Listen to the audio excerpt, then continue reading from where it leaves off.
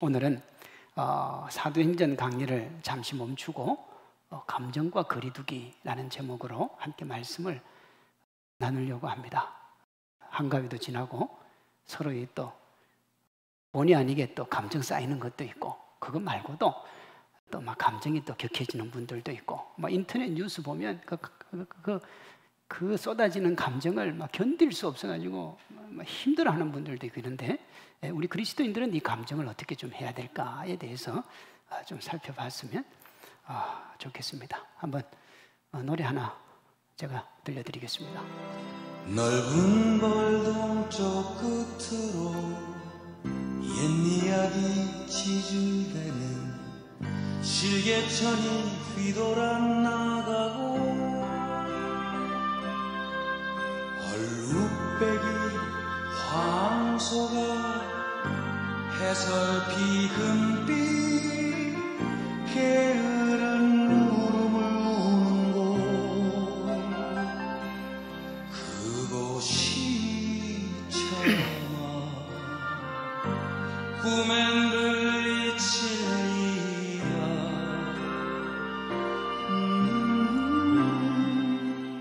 이 노래는 정지용 시인의 향수라고 하는 시를 이렇게 곡을 붙여서 노래로 만든 겁니다. 이 시에 보면 또 이런 부분도 있어요. 뒷부분 보시면 전설바다에 춤추는 밤물결 같은 검은 기밋머리 날리는 어린 누나와 아무렇지도 않고 예쁠 것도 없는 사철 발벗은 아내가 따가운 햇살을 등에 지고 이삭 줍던 것, 그곳이 차마 꿈엔들 미칠리야. 우리가 평소에 볼 수 없는 언어들이죠. 그 시인이 만들어낸 이 언어입니다. 그러니까 서정적이고 또 이렇게 고요하고 목가적이고 또 이성적이기라기보다는 좀 감성적이죠. 우리의 감성도 불러일으키는. 1989년 성악가 박인수 씨가 곡을 붙였어요. 그래서 나온 노래가 향수입니다. 시도 향수예요. 고등학교 교과서에 나오기도 하고요. 고향에 대한 그리움을 다양한 감각적 이미지로 표현해낸 명시입니다. 명시. 그래서 온 국민들이 다 좋아하는 시죠. 이 시를 우리가 방금 노래로 들었습니다만은 이 정지용 시인의 이 향수는 감성이 정말 풍부하게 흘러넘칩니다. 그래서 마음을 움직여요. 그래서 어떻게 보면 이 시인이 자기 마음에 품고 있는 감정을 언어로 이렇게 정말 기가 막히게 쏟아냈다, 그렇게 볼 수 있는데, 실상은 정지용 시인의 감정이 엄청나게 절제된 시입니다. 이 시의 배경을 알면 방금 제 한 말을 이해할 수 있어요. 이 시는 1923년에 지어진 시입니다. 그때 정지용 시인은 일본에서 공부를 하고 있었습니다. 그때 대한민국은 일본의 식민지였지요. 한국에서 일본으로 넘어가서 공부를 할 때 일본 친구들이 여러분 정지용을 친구라고 봤겠습니까? 안 봤겠지요. 아마 우리가 잘 알고 있는 조센징이라는 얘기를 하루에도 수십 번은 들었을 겁니다. 그 말을 들으면서 이 정지용 시인이 시를 지었어요. 그게 향수입니다. 고향이 그리워요. 한국이 보고 싶어요. 그 빼앗긴 산하가 그립습니다. 일반적인 사람이라면 아마 이렇게 표현을 했겠죠. 일본이 폭력으로 얻은 우리 강산, 저렇게 유린되고 있는 저 강산을 저렇게 힘들게 한 일본을 우리는 용서할 수가 없다. 아마 그게 정상적인 글일 겁니다. 만약 정지용 시인이 이렇게 향수라고 하는 시를 풀었다면 속은 시원했을지 몰라도 100년이 지난 오늘까지 이렇게 사람들의 사랑을 받지는 못할 거예요. 누구나 할 수 있는 말이잖아요. 이 말은요. 그가 자신의 감정을 최대한 절제하면서 절제한 만큼의 감정을 글 일항에 묻어서 향수로 풀었고, 그랬기 때문에 누가 들어도 편안하지만 그 의미를 이해하면서 아픈 감정에 공감하고 동의할 수 있는 거예요. 문학과 예술에서 이것을 절제의 미라 그럽니다. 있는 그대로 모두를 표현하면 줄어들 수 있는 감동을 절제로 풀어내므로 절제 안에서 성숙과 인내, 감동, 교훈까지 얻는 거예요. 이 절제의 미를 가장 많이 그리고 극대화할 수 있는 것이 뭐냐? 사람의 감정입니다. 감정은 있는 그대로 쏟아내는 것보다 절제할 때 훨씬 더 많은 감동을 줍니다. 감동, 우리에게 주는 이 감정, 이 모든 것들을 절제하지 않으면 어떻게 되느냐? 볼썽사납고요. 심할 경우에는 인생이 파탄날 수도 있습니다. 이처럼 사람에게 감정의 절제는 필수이고 그것이 삶에 미치는 영향은 엄청나지요. 오늘 본문에 나오는 쌍둥이 형제 에서와 야곱이 감정 절제의 유무가 개인과 주변 그리고 인생 전체에 얼마나 많이 영향을 미치는지를 보여줍니다. 에서는 감정을 절제하지 못하므로 자신뿐만 아니라 주변과의 모든 관계가 다 깨어집니다. 반대로 야곱은 적절한 감정의 통제로 엉망이 될 뻔했던 삶의 희망의 불씨를 살리고 종국에는 승리하는 삶의 주인공이 됩니다. 오늘 우리가 살펴볼 것은 우리의 감정을 어떻게 할 건가 하는 거죠. 우리가 먼저 살펴볼 것은 분노의 감정을 절제하지 못한 에서요. 에서는 자기에게 일어나는 그 분노의 감정을 절제를 못했어요. 못해서 누구에게 상처를 주느냐 그러면 그와 가장 가까이 있었던 사람들, 언제나 그를 지지해줬던 사람들에게 아픔을 줍니다. 41절이요.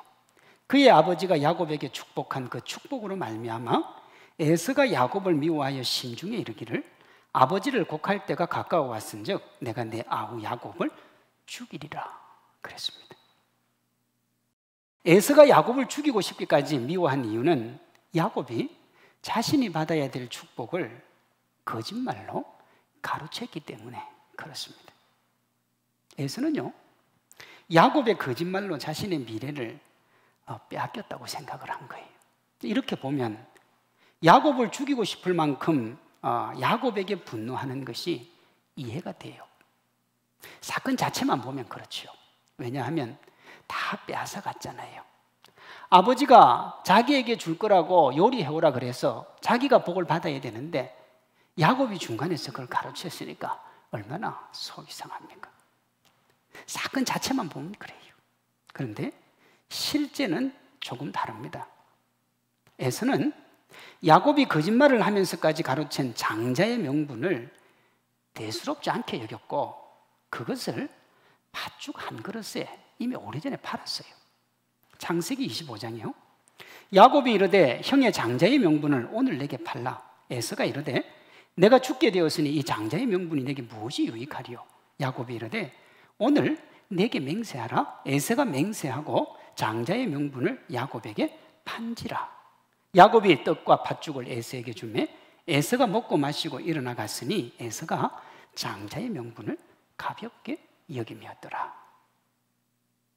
에서의 분노를 표면적으로 보면 야곱에게 심각한 문제가 있어 보이지만 실제는 아무런 문제가 없어요.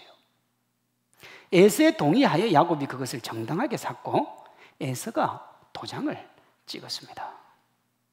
이 사건을 하나님이 이렇게 해석을 했어요.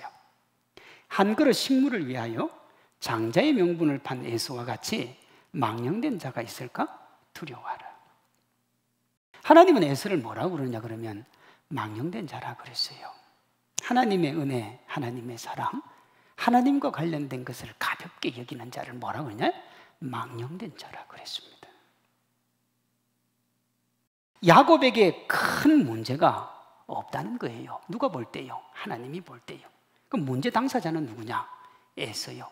그러므로 에서가 복을 받지 못한 것과 야곱이 그 복을 받은 것에는 직접적인 연관성이 없어요. 왜냐하면 보세요. 장자에게 축복을 주는 걸 하나님이 정했어요. 그리고 에서를 장자로 보낸 거예요. 에서의 인생을 보니까 하나님이 마음에 안 들어요. 그래서 그 축복을 야곱에게 주기로 하신 거예요. 그러니 에서와 야곱 간의 관계가 아니고 에서와 하나님과의 관계예요. 그러므로 에서는 세상의 목숨을 위해 영원한 것을 소홀히 한 것에 대해서 하나님 앞에 용서를 구하고 다시 하나님의 축복을 간구해야 됩니다. 그런데 에서는 자신의 생각과 행동은 돌아보지 않고 그 복이 자기의 것이라고 억지를 부리는 거예요. 그렇게 보니까 복을 가지고 간 직접적인 당사자인 야곱이 죽이고 싶도록 미웠어요. 42절 45절에 보면 이 에서의 살기를 한이라 그럽니다. 한요. 그 한이 얼마나 컸느냐 그러면 그 살기를 엄마 리브가가 느끼고 야곱을 오빠인 라반의 집으로 피신을 시켜요. 감당이 안 됐던 거예요. 부모가 그 자녀를 평생을 가르쳤는데 이것만큼은 견딜 수 없는 분노, 그러니까 에서도 감당이 안 되는 거예요. 여기서 야곱이 만약에 죽었으면 모든 게 다 끝이 났는데 야곱은 외삼촌 집으로 도망을 갔잖아요. 근데 이게 화낼 데가 없는 거예요. 그래서 이 에서가 누구에게 화를 내느냐 그러면 자기 아버지한테 화를 내요. 그런데 여러분, 이 상황에서 제일 불쌍한 사람이 누구냐 그러면 아버지 이삭입니다. 이삭이요, 자기 아들 에서한테 축복을 해주고 싶었어요. 근데 그거 자기 아내하고 둘째 아들이 거짓말을 해서 자기를 속인 거예요. 얼마나 속이 상해요, 아빠가. 사실은 에서보다 더 속이 상할 수 있습니다.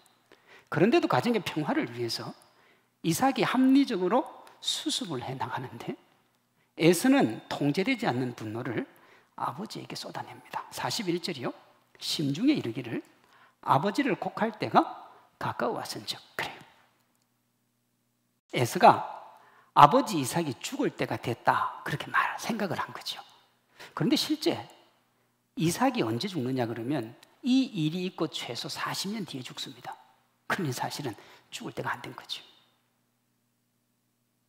여러분, 아들이 아버지한테 이 정도 하면 막 나가는 거예요. 속된 말로 하면 눈에 보이는 게 하나도 없는 거죠. 이성을 잃을 만큼의 분노의 감정에 휩싸이면 이렇게 됩니다. 그리고 그 감정을 쏟아내게 되죠. 쏟아내면 어떻게 되느냐? 쏟아낸 만큼의 후유증이라는 게 생깁니다. 에서는 그 감정을 부모님에게 이렇게 쏟아냈어요. 8절 9절입니다. 에서가 또 본즉 가나안 사람의 딸들이 그의 아버지 이삭을 기쁘게 하지 못하는지라.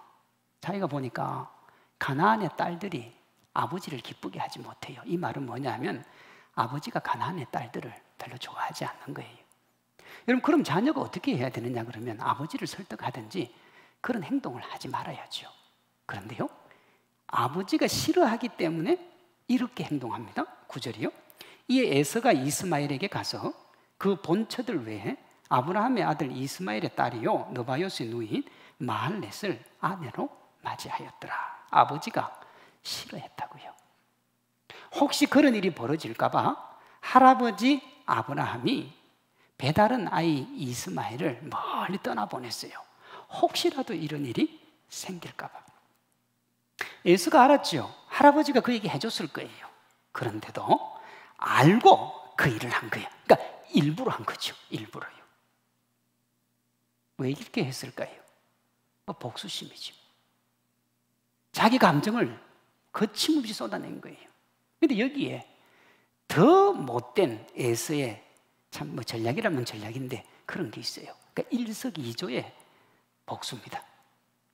겉으로는 아버지 이삭을 향한 복수지만 에서가 가장 분노를 쏟고 싶어 했던 이가 누구냐 그러면 어머니 리브가요. 잘 보세요. 사실 지금까지 자기 인생을 방해한 겉으로 드러난 사람은 야곱이지만 실제는 엄마가 다 한 거예요. 이 사건도 누가 만들어냈냐 그러면 엄마가 만든 거예요. 야곱이 자신이 취할 장자의 명분을 가로채게 한 것이 평생 야곱을 품에 안고 감쌌던 어머니 리브가가 한 거예요. 42절 마지막에 보면 에서가 가족들을 향해 가진 통제되지 않는 분노를 한이라 그래요. 5, 6월에도 서리가 내리는 그 한입니다. 여러분, 타인을 고통스럽게 하는 분노를 쏟는 가장 좋은 방법이 뭐냐? 상대방이 싫어하는 걸 하면 됩니다. 그리고 그 상처가 일회성보다는 계속 지속되는 게 좋아요. 한 번 섭섭하게 한 거, 야, 그거 좋죠. 근데 그리고 끝나면 또 새로운 걸 또 만들어야 되잖아요. 근데 그것보다는 한 번 섭섭했는데 그 섭섭함이 계속 이어지면 복수 제대로 한 거죠. 죄송합니다. 근데 이 아들 에서가 부모님에게 그런 복수를 합니다. 에서가 이방 여인과 결혼하는 걸 가장 싫어한 게 누구냐? 리브가요. 아빠보다 엄마가 더 싫어했어요. 46절이요. 리브가가 이삭에게 이르되 내가 햇사람의 딸들로 말미암아 내 삶이 싫어졌거늘. 그 인생이 싫었어요. 햇사람의 딸 보는 것도 싫었어요. 야곱이 만일 이 땅의 딸들, 곧 그들과 같은 햇사람의 딸들 중에 아내를 맞이하면 내 삶이 내게 무슨 재미가 있으리까? 너무너무 싫었어요. 에서가 그거 알고 이방 여인하고 결혼을 했어요. 모두를 파멸로 몰아야 풀리는 이 한의 분노. 에서는 동생을 멀리 보내고 아버지와 어머니를 고통스럽게 했습니다. 자신의 견딜 수 없는 아프고 고통스러운 분노의 감정을 다 쏟아냈어요. 그래서 그 분노만큼 주변 사람들이 힘이 들었어요. 자, 그렇게 했으면 주변 사람들은 힘이 들어도 누군 행복해야 되느냐 그러면 에서는 행복해야죠. 보기 싫은 사람들 보지 않고 자기 원하는 대로 해서 마음속에 응어려진 한을 모두 쏟아내었으니까 행복해야죠. 그러면 에서가 행복했습니까? 그렇지 않아요.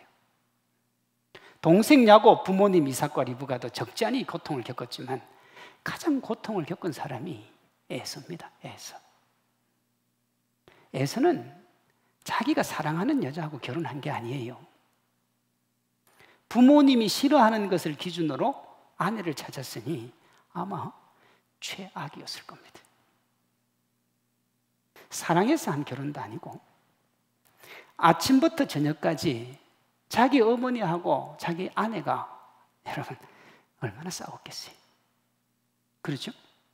엄마는 보기 싫어하고 며느리는 남편이 왜 자기를 골랐는지 알기 때문에 자기 시어머니한테 함부로 막 했을 거예요.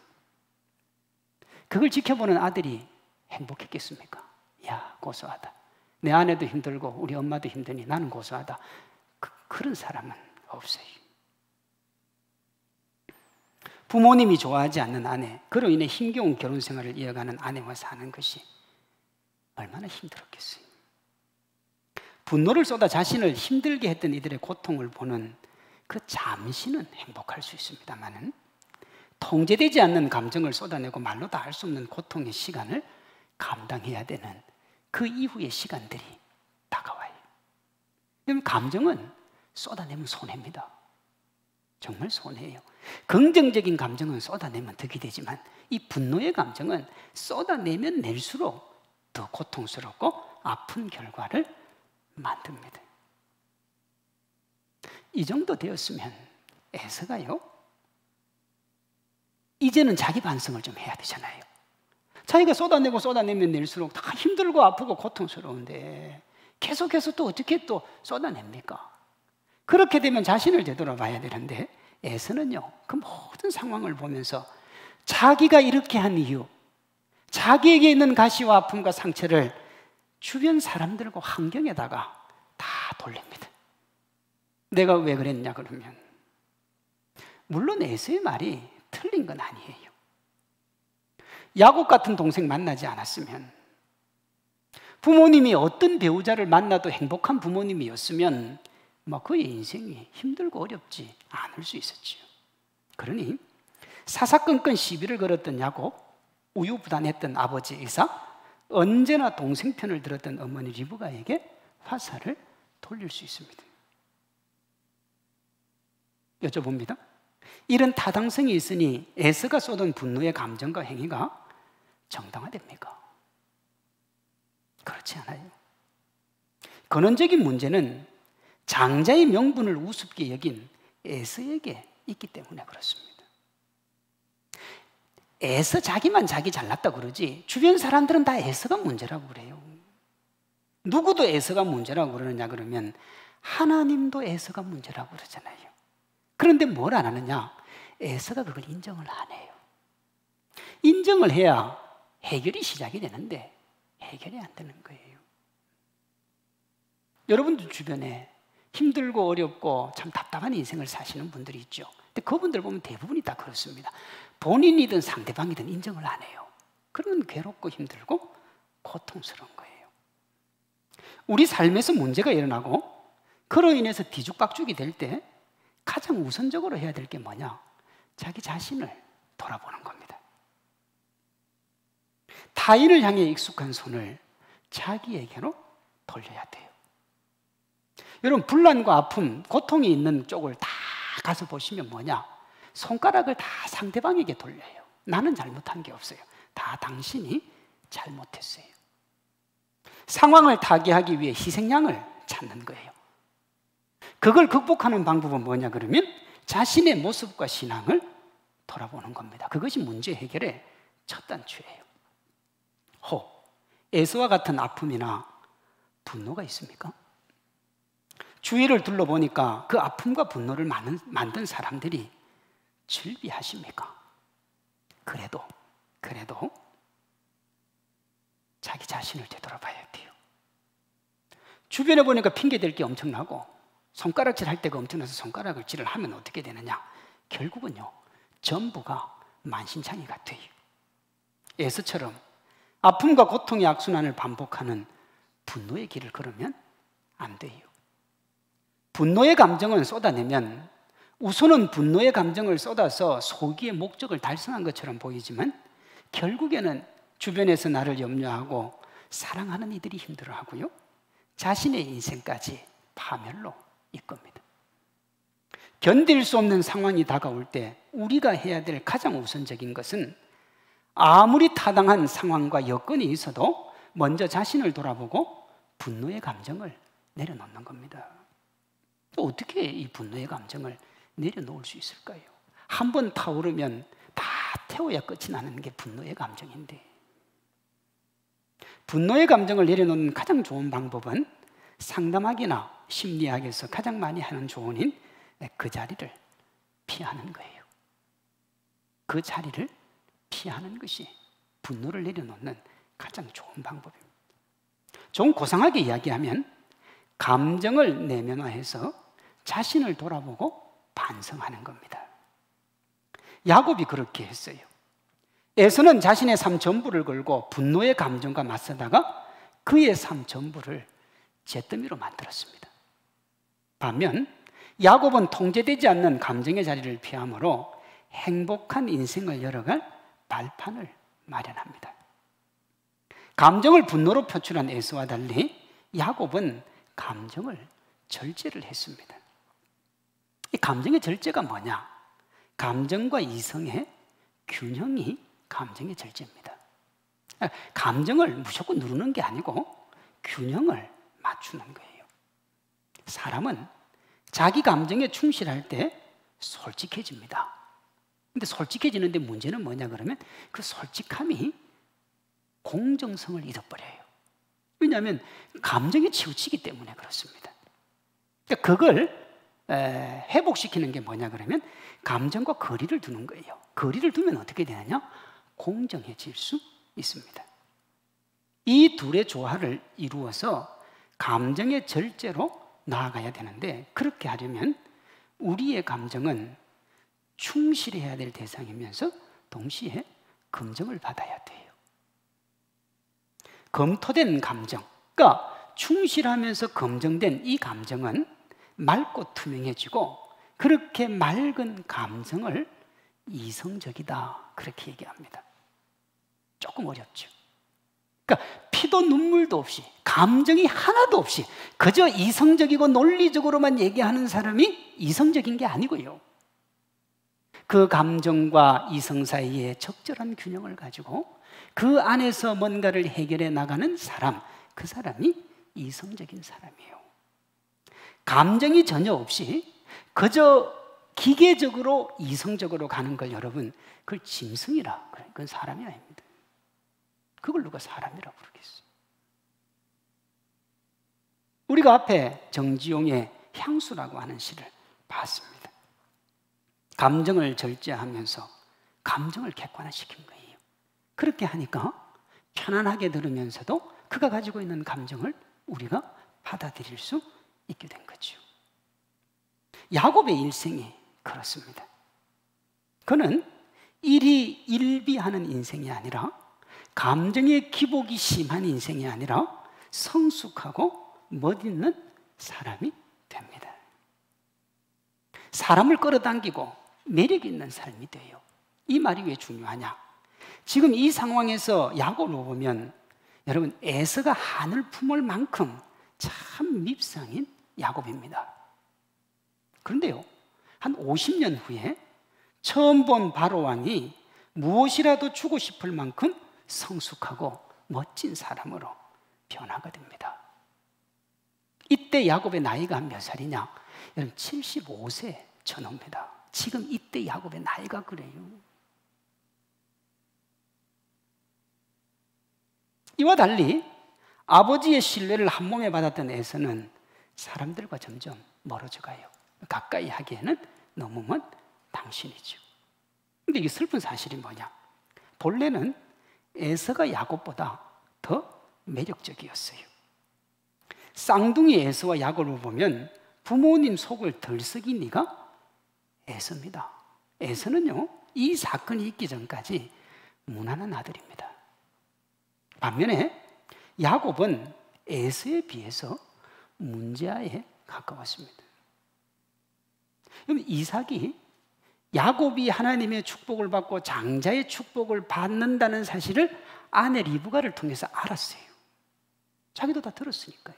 그리고요, 이삭이 하나님을 얼마나 사랑했던 사람인지 모릅니다. 그러니 당연히 이삭은 누구를 사랑해야 되냐? 야곱을 사랑해야 돼요. 그런데요, 75년이 지난 지금 야곱이 받아야 될 그 축복을 누구에게 주고 싶으냐 그러면 에서한테 주고 싶은 거예요. 그만큼 에서가 괜찮은 애였어요. 그렇잖아요.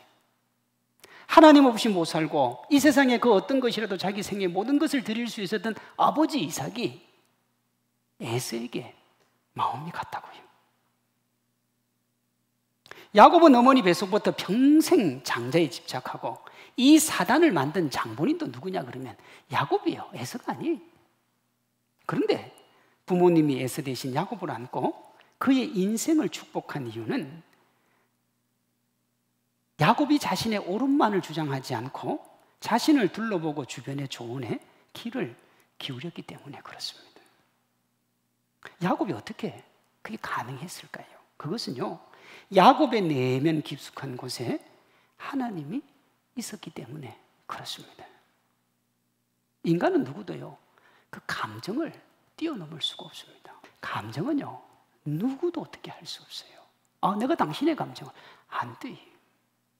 이 감정은 누구만 만질 수 있냐 그러면 하나님만 만질 수 있어요. 그 감정이 어떻게 생겼는지, 그 감정을 통해서 뭘 하실지 하나님이 정하셨기 때문에 하나님 말고는 그 감정을 만져줄 수가 없어요. 에서의 내면 깊숙한 곳에서는 하나님이 없어요. 야곱의 내면 깊숙한 곳에 하나님이 있어요. 어떻게 아느냐? 지금 여기서 도망을 가다가 밤에 잠을 잘 때 하나님이 그를 찾아오세요. 근데 하나님이 언제 우리를 찾아오시는 줄 압니까? 그리고 어떻게 하면 만날 수 있느냐? 계시록 3장 20절은 이렇게 말합니다. 볼지어다 내가 문 밖에 서서 두드리노니 누구든지 내 음성을 듣고 문을 열면 내가 그에게로 들어가 그와 더불어 먹고 그는 나와 더불어 먹으리라. 여기에서 우리가 유추할 수 있는 게 뭐냐 그러면 야곱은 문 밖에 서서 두드리는 하나님께 마음의 문을 열었어요. 열었으니까 주님을 만난 거죠. 하나님은 아마 에서의 문도 두드렸을 겁니다. 그러나 에서는 관심이 없었어요. 그러니 주님의 음성이 오든지 말든지 그 마음의 문을 열 생각도 없었어요. 어디에 관심을 가지고 어디에 집중하고 행동하느냐. 하나님께 관심과 사랑을 두고 하나님을 바라보면 그 인생길이 새로워지고 감정도 통제될 수가 있는 겁니다. 우리가 어디에 집중하고 무엇을 바라보고 사느냐가 우리의 삶을 결정해요. 그건 신앙만 그런 거 아닙니다. 일반 삶에 있어서도 어디에 집중하느냐가 우리의 삶과 미래를 결정하는 중요한 역할을 합니다. 이런 겁니다. 백인 친구와 미국 뉴욕의 번화가를 걷던 인디언이 친구야, 내가 방금 귀뚜라미 소리를 들었어. 이 백인 친구가 이런 대도시 번화가에 귀뚜라미가 있을 리도 만무하지만 설사 귀뚜라미가 있어도 자동차와 사람들의 소리를 이렇게 시끄러운데 어떻게 그 작은 소리를 듣냐고 핀잔을 줬어요. 네가 밀림에서 살더니 자꾸 그 소리가 환청으로 들리나 보다. 그렇게 핀잔을 준 거죠. 그때 인디언 친구가 주변을 돌아보다가 담장을 덮고 있던 담쟁이 잎에서 귀뚜라미를 찾습니다. 그 모습을 본 백인이 인디언에게 이렇게 얘기합니다. 역시 인디언들은 청력이 뛰어나구나. 감탄을 하는 거예요. 이 말을 들은 인디언이 자기 주머니에서 동전 하나를 꺼내가지고 길바닥에 탁 떨어뜨렸어요. 그랬더니요, 자동차와 사람을 비롯하는 넘쳐나는 소음 속에서도 지나가던 사람들이 동전이 떨어진 곳을 다 쳐다보는 거예요. 귀뚜라미 소리는 아무도 못 들었는데 동전 소리는 다 들은 거예요. 어떻게 이럴 수 있죠? 관심이요. 인디언과 사람들의 관심이 그 행동 속에 고스란히 다 반영이 된 거예요. 야곱과 에서도 마찬가지입니다. 에서는요, 장자의 명분이 전통적으로 자신에게 주어질 거라고 여겼어요. 그래서 내가 무슨 짓을 해도 그건 나에게 돌아온다고 그렇게 자신만만했습니다.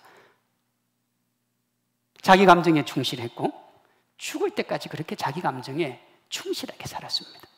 어떤 일이 있어도 에서는 변하지 않았어요. 어떻게 할 수 있느냐? 20년 뒤에 야곱이 자기 가축과 가족들을 데리고 온다는 말에 그 야곱 죽이려고 군대 이끌고 갔던 사람이 에서입니다.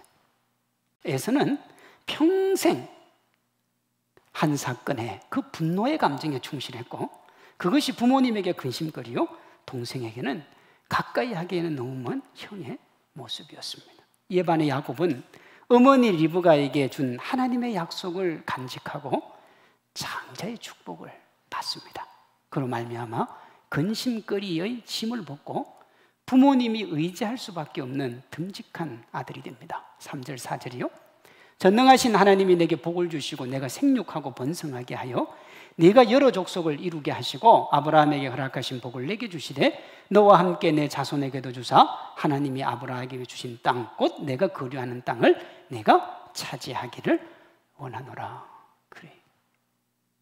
야곱과 에서가 쌍둥이라는 사실을 기억을 해야 돼요. 여러분 주변에 쌍둥이들 보시면요, 애가 둘이 가면 옷이 똑같아요. 머리 스타일도 똑같아요. 학원을 보내도요 같이 보냅니다. 그러니 이 쌍둥이가 자라난 환경이나 여건은 똑같아요. 그런데 사람이 전혀 다르잖아요. 어떻게 똑같이 배우고 똑같은 부모 밑에서 똑같이 성장했는데 전혀 다른 인생이 되었을까요? 그 차이는 내면에 있습니다. 여러분, 내면에. 상황에 대한 감정과 그 감정이 일어났을 때 대응이 그들을 갈랐습니다. 먼저 상황에 대한 감정이요, 감당할 수 없는 감정이 몰려왔을 때 에서는 거침없이 쏟아냈습니다. 야곱은 자리를 피했어요. 어떤 것을 침소봉대하는 지나친 감정은 아무리 본인이 그 감정에 의미를 부여한다고 해도 결국은 파산에 이릅니다. 조심하셔야 돼요. 정말 조심하셔야 돼요. 그렇게 되면 누구도 그 감정을 감당할 수가 없어요. 에서는 그 감당할 수 없는 것을 쏟아내므로 자기 자신과 주변을 모두 고통스럽게 만들었고 야곱은 그 자리를 떠났어요. 다음은 일어난 감정에 대한 대응입니다. 에서는 끝까지 자신의 무결점을 주장하며 환경과 주변을 탓했습니다. 내 잘못이 아니라는 거예요. 내가 잘못한 게 없다는 거예요. 그러니 어떻게 해요? 사람은 떠나가고 자기는 더 고립되고 고통 가운데 처했습니다.